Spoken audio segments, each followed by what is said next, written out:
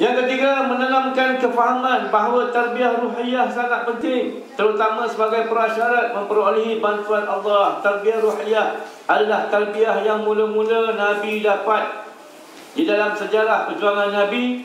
Tarbiyah ruhiyah yang pertama Nabi dapat ialah dengan turunnya surah Al-Muzzammil. Surah Al-Muzzammil, surah orang yang berselimut, yang mana Nabi berselimut ketika itu kerana Nabi dikonspirasikan oleh Abu Jahal, Abu Lahab dan geng-geng abu-abu lain. Abu-abu neraka.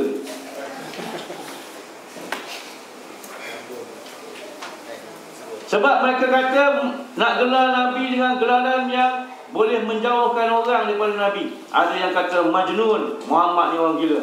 Ada tak setuju. Muhammad ni kahin, tukang teret. Ada yang tak setuju. Muhammad ni sahir, tukang sihir. Dia ada mentera dia. Al-Quran tu dianggap sihrun yu'zal.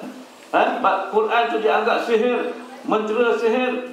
Akhirnya mereka bersetuju nak panggil Nabi sahir, tukang sihir.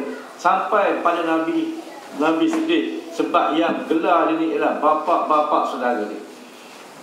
Bapak-bapak saudara dia lah dulu, Abu Lahab dulu masa maulid, dia lah sambut maulid. Bapak-bapak saudara dia lah dulu masa peristiwa di Mekah nak letak semula Hajratul Aswad. Mereka kata Muhammad ni Al-Amin, yang sangat dipercayai, sangat amanah.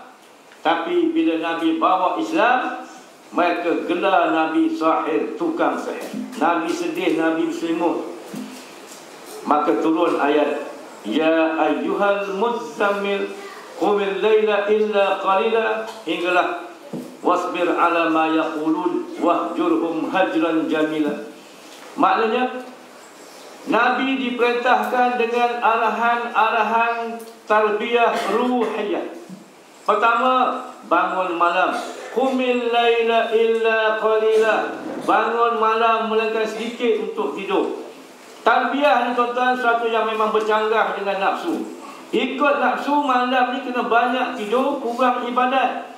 Tapi Nabi diperintahkan qumil layla, bangun ibadat malam illa qalila, melainkan sikit untuk tidur. Nampak dia bercanggah dengan nafsu.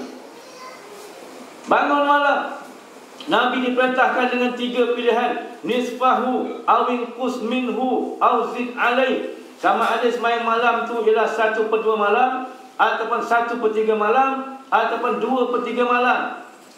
Bayangkan tuan-tuan, kalau 1/3 malam pun semalam ni ada 12 jam. Kalau 1/3 malam maknanya berapa jam? Ada guru matematik 4 jam. 4 jam bangun malam tuan-tuan, bukan 4 jam tengok Facebook. Bangun malam 4 jam bertahajud, beribadat, istighfar. Kalau setakat budak muda bangun malam 4 jam Facebook, no hal, tak ada halnya. 4 jam bangun tengok Arsenal lawan Chelsea, tak ada hal. Sanggup bangun malam, minum Redik lah, minum apa nak pas nak hilang ngantuk. Bukan semayang tahajud dulu.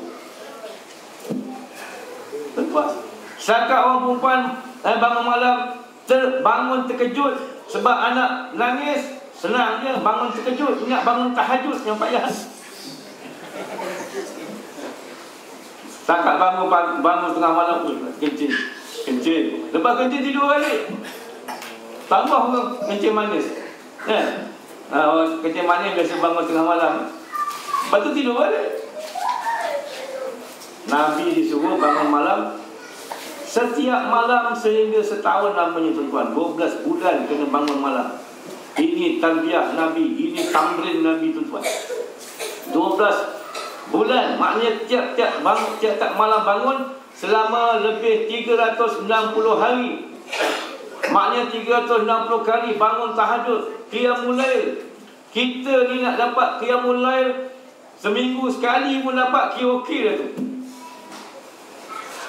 Yang selalunya kena tunggu jemaah buat qiyamul lail. Bila jemaah umum buat qiyamul lail, baru semangat nak qiyamul lail. Itu pun kalau datang. Kalau tak datang, jawabnya setahun sekali lah qiyamul lail. Macam sembahyang raya pula. Sembahyang raya itulah setahun 2 kali pun. Itu pun 2 kali. Ini qiyamul lail setahun sekali. Mana kita nak kuat tuan-tuan? Sebab itulah kita baru kena uji sikit dah mengajuk.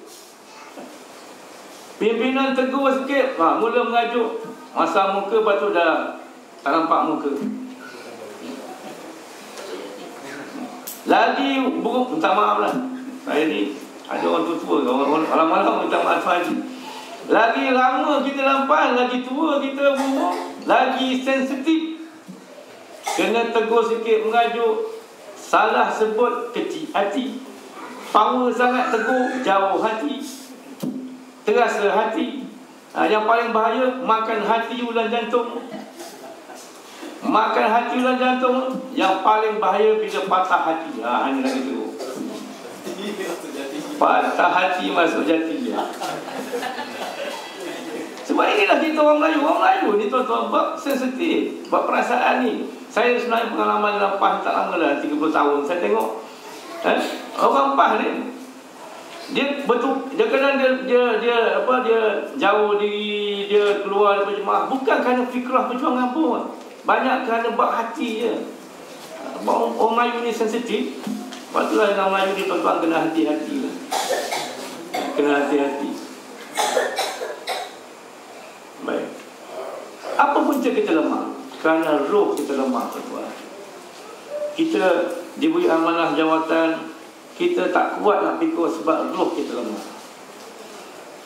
Jiwa kita kecil. Jiwa kita ni lemah, tuan-tuan. Kita diberi amanah memimpin Dewan Pemuda, memimpin ulama, memimpin Dewan Muslimat, memimpin cawangan, memimpin MCD, memimpin UPU. Sebenarnya dalam PAS ni struktur organisasi kita banyak sangat, luas sangat. Patutlah kita perlukan ramai orang untuk pegang-pegang jawatan, untuk menguruskan organisasi kita. Patutlah kita perlukan ramai orang yang ditarbiah. Sebab orang yang ditarbiah inilah yang mampu memikul amanah. Saya pernah sekali saya tak ingat Abu Huzaifah ke siapa, jumpa Rasulullah. Rasulullah dia nak minta jawatan. Abu Zar minta pada Nabi. Nabi kata, innaka dha'if. Engkau ni Abu Zar dha'if, kamu ni lemah. Walaupun dia sahabat yang hebat, tapi Nabi kata innaka dha'if wa innaha yaumal qiyamah nadamah. Jawatan yang di akhirat besok suatu yang menyesalkan kita. Khizyun wa nadamah. Mana siapa yang tak memikul jawatan dengan baik, amanah dengan baik ke akhirat, yang dia akan dapat khizyun wa nadamah. Pertama, kehinaan. Yang kedua ialah penyesalan. Kenapa kita tak mampu? Kerana kita lemah, tuan-tuan. Roh kita lemah. Jadi oleh kerana itulah tarbiyah rohiyah yang Nabi dididik pertama tadi dengan qiyamul lail. Yang kedua, warattilil Qur'ana tartila, baca Quran dengan tartil. Tartil itu tuan-tuan maknanya baca Quran dengan tajwid yang pertama. Tartil yang kedua, baca Quran dengan perlahan-lahan, bukan suara perlahan, tapi orang Jawa kata alon-alon. Alon-alon, baca slow-slow. Maknanya alon-alon ni perlahan-perlahan, bukan baca suara perlahan. Baca jangan laju. Sebab apa? Aunan li fahmil Quran, untuk menolong boleh memahami Quran. Kenapa kena faham Quran? Bila faham Quran tambah iman. Iza tuliyat alaihim ayatuhu zadathum imana. Allah sebut dalam surah Al-Anfal, bila diperdengarkan dengan ayat-ayat Allah bertambah iman. Ini tabiat hati orang-orang yang beriman. Hati orang beriman bila dengar Quran tambah iman, tuan-tuan. Itu kalau dia dengar. Kalau dia baca Quran lagi power. Nabi kata, man qara'a harfan minal Quran falahul hasanah wa al hasanah bi asyri amsalihha. Maknanya orang yang baca Quran satu huruf, tuan-tuan, 10 kebaikan. 10 kebaikan, 10 pahala dia. Kalaulah dia baca alif lam mim, Nabi kata la aqulu alif lam mim harfun. Aku tak kata alif lam mim tu satu huruf, walakin alif harfun.